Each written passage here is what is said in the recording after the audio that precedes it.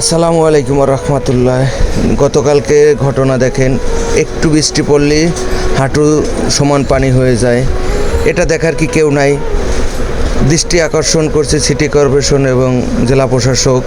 এর 39 নং word new মোরিংয়ের দেখেন হাজার হাজার শ্রমিক এখান থেকে যাতায়াত করে। তো একটু বৃষ্টি হইলেই রাস্তার অবস্থা বেহাল অবস্থা হয়ে যায়। অতি দ্রুত নালা এবং এই রাস্তার সংস্কার দরকার। তাই যারা উপরস্থ যারা আছেন তো অবশ্যই আপনারা এই রোডটা দেখবেন। এই গতকালকে কিছুক্ষণ বৃষ্টি পড়ছে, এই কিছুক্ষণ বৃষ্টির মধ্যেই নালার অবস্থা দেখেন।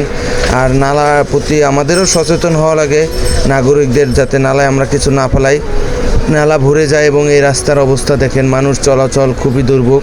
যারা রিক্সা চালায় তাদেরও দুর্ভোগ, কেননা ফেরিবোর্ড থেকে তক্তারপুল একটা রিক্সা একটু বৃষ্টি হলে 50 টাকা 60 টাকা ভাড়া চায়। আর তাদেরও দোষ না, রাস্তার অবস্থা বেহালের কারণে।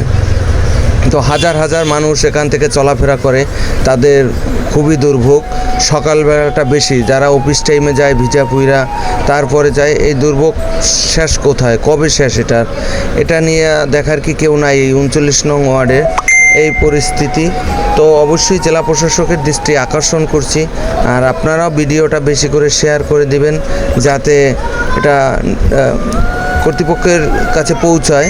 এবং সিটি কর্পোরেশন যারা দায়িত্বশীল আছেন তারা অবশ্যই এই অবহেলিত নিউ মোরিং 39 নং রোড, এটা আপনাদের দৃষ্টি আকর্ষণ করছি। এটার অতি দ্রুত সংস্কারের কাজ দরকার। সামনে যে বর্ষার সিজন, পানির সিজন আসতেছে, এই হাজার হাজার লক্ষ লক্ষ শ্রমিকের দিক চেয়েও অতি দ্রুত এই রোডটার সংস্কার দরকার। পানি হাঁটু সমান হয়ে যায় কিছুক্ষণ বৃষ্টি হইলেই। তো এই দেখেন রোডের কি অবস্থা, এমনি হেঁটে যাওয়ার কোনো উপায় হয় না। তো এটা গতকাল রাত্রের ভিডিও।